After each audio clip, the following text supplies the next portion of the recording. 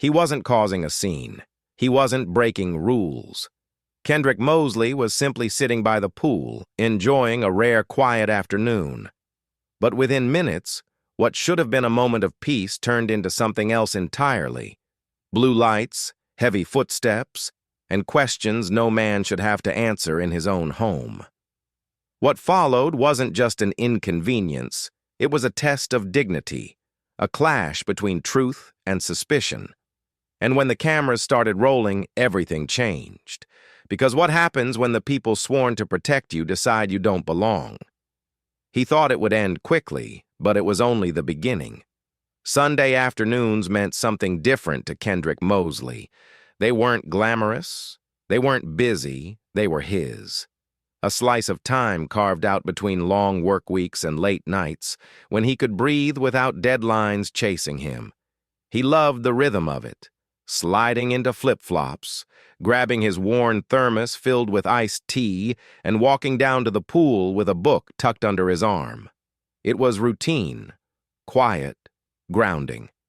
Neighbors saw him often, but not all of them saw him the same. Some waved, others looked past him, their silence carrying its own weight. Kendrick felt it sometimes, that invisible line that made him a guest in a place he paid for. Still, he stayed calm, stayed measured, believing peace could be found in small rituals. But on this afternoon, peace didn't last. The stillness of the poolside was about to be broken, and Kendrick was about to be reminded just how fragile belonging could feel. What came next would turn an ordinary day into something he could never ignore. The first 20 minutes passed quietly. Kendrick sipped his tea, flipped through the worn pages of his book, and let the hum of cicadas fill the silence. Then he saw it, the slow crawl of a black and white patrol SUV pulling up outside the pool gate. It didn't park right away. It crept forward, reversed a little, headlights catching the water in brief flashes. 2 officers stepped out. Their movements weren't rushed. They were casual, almost bored, like they had already decided what they'd find. One rested his hand on his belt. The other scanned the pool deck as if he were looking for evidence of a crime that didn't exist. Kendrick's chest tightened. He'd seen this posture before, the way suspicion could dress itself up as procedure. He closed his book, carefully placed it on the chair beside him, and sat straighter. They approached slowly. The taller one asked for his ID, while the other hovered close, eyes fixed, as if daring him to slip up. Kendrick handed over his license and his pool access card, trying to keep his movements calm, deliberate. His hands were visible at all times, because that's what you learn to do. Still, it wasn't enough. They studied his card, questioned his address, doubted whether someone like him could really belong in Unit 412B. The tone wasn't overtly hostile, but it didn't have to be. Kendrick knew the weight of words wrapped in politeness, the kind that carried accusations beneath the surface. Minutes dragged on. One officer scribbled in a notepad, the other leaned in closer, invading space without ever saying why. Their questions circled. Do you live alone? Who else is in your residence? Are you expecting guests? Each one landing heavier than the last, as if simply being present by the pool was grounds for suspicion. Up above, a neighbor leaned against her balcony rail. Tessa Brindley watched, phone in hand, thumb hovering over the record button. She recognized Kendrick, knew his dog, had seen him around, and she didn't like the way the scene below was unfolding. Kendrick, meanwhile, felt the air growing heavier. He wasn't shouting, he wasn't resisting. He was explaining, again and again, that he lived there, that he belonged. But the silence between their questions told him more than their words ever could. He asked a simple question. What exactly had he done wrong? The officers didn't answer. They only said they had a call about someone suspicious. No noise, no threats, no disturbance. Just suspicious. That word lingered. Suspicious for sitting. Suspicious for reading. Suspicious for existing where someone decided he shouldn't. And then came the demand. Take us to your unit. Prove it. Show us inside your home. Kendrick hesitated, heart pounding. He knew the risks of refusal, but he also knew the line had to be drawn somewhere. He said no. That pause stretched long. One officer stepped closer, eyes narrowing. The other shifted his weight as if bracing for something. Tessa pressed record. She couldn't hear every word, but she saw enough. The proximity, the body language, the imbalance of power written across the pool deck. Kendrick held his ground calm but unyielding. He pointed again to his ID, his access card, the details that matched exactly. Still, they pressed, circling back, waiting for him to trip. The tension was suffocating, the kind where every breath felt like a calculation. And just when the silence threatened to explode, another voice cut through the air. From her balcony, Tessa called out, her phone raised high. "He lives here." The officers froze, eyes darting upward. Tessa didn't move, didn't back down. She repeated it louder, her words carrying across the courtyard like a shield. In that moment, everything shifted. Exposure, accountability, the knowledge that they were being watched. But Kendrick knew it wasn't over. Because sometimes the worst part isn't the moment itself. It's what comes after, when the damage lingers in ways no camera can capture. What happened next would push him further than he ever expected, forcing him to decide whether silence would keep him safe, or finally speaking out would set him free. The officer's tone sharpened. "Sir, I said take us to your unit." Now Kendrick's breath caught. Every instinct screamed at him to comply, to keep things from spiraling. But another voice inside, quiet, firm, told him this wasn't about safety anymore. This was about dignity, about the right to exist without being forced to prove his humanity over and over again. He shook his head slowly. "No. You have my ID. You have proof. That should be enough." The taller officer stepped closer, chest nearly brushing his. His hand lingered near his belt, close enough to make Kendrick's pulse spike. The world around him shrank. The splash of the pool, the drone of cicadas, even the sound of his own heartbeat, until it was just this moment. Two men in uniform. One man trying not to lose himself in fear. Tessa's voice rang out again from above, louder this time. "You're harassing him!" "He lives here. I've seen him 100 times." Her words echoed, but the officers didn't back down.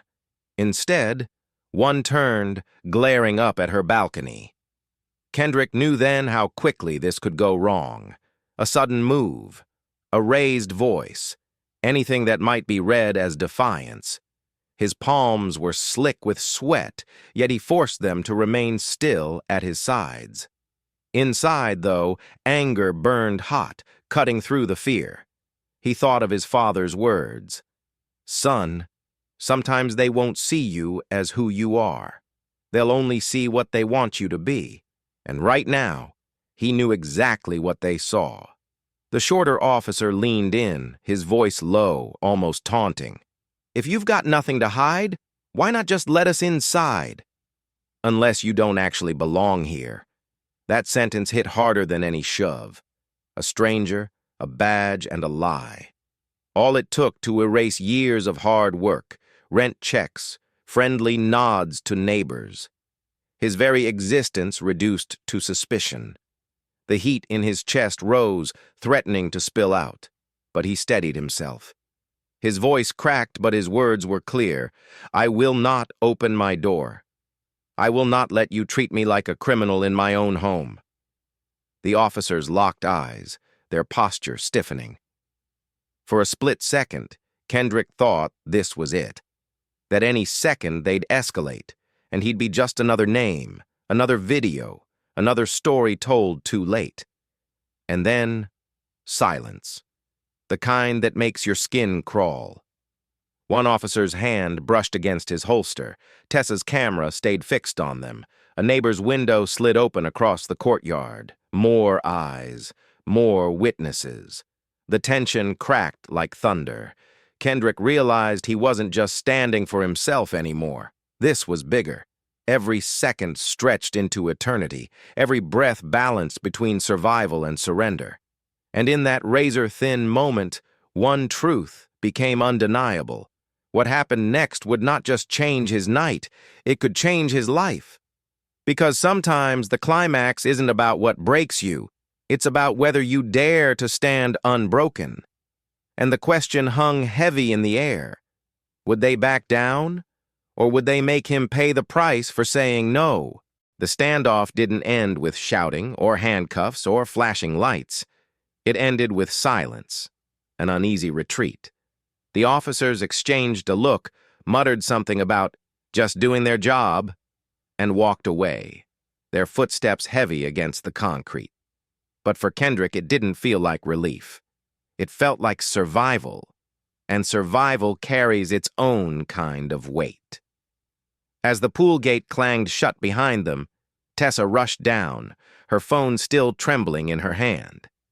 She asked if he was okay, her voice shaking with outrage. He nodded, but inside, he wasn't sure. Because okay didn't cover the storm inside his chest. The humiliation of being treated like an intruder, the fear of how close things had come, and the sobering truth that next time, he might not walk away. That night, Kendrick sat alone in his apartment.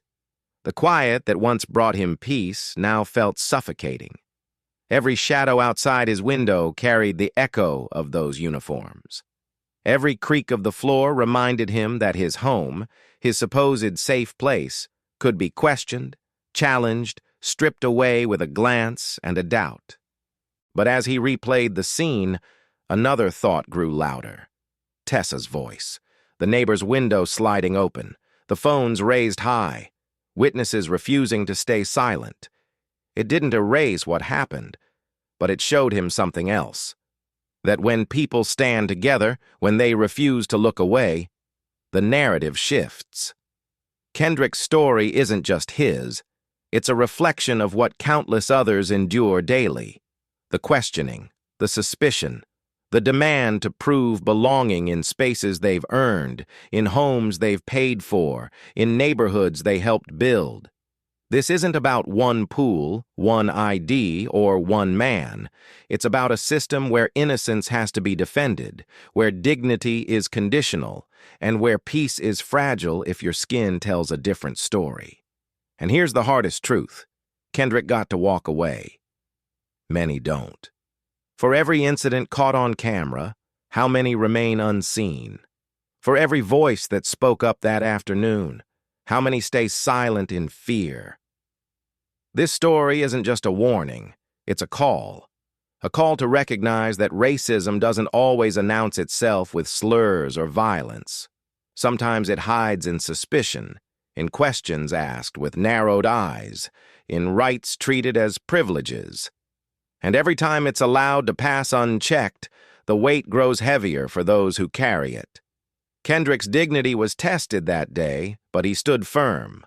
The officers left, but the memory remains. A scar that whispers every time he steps outside. Will I have to prove myself again? Will I be safe this time? And maybe that's the question we should all be asking ourselves.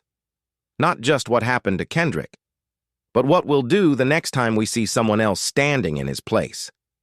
Because the truth is, it's not just his story. It's our story. Our silence, our choices, our courage or lack of it determine whether the cycle continues. So I'll leave you with this. How many more moments like this must play out before we decide that enough is enough? And when that moment comes, when someone else is cornered, questioned, and made to feel small, will you look away? Or will you stand and be the witness that changes everything?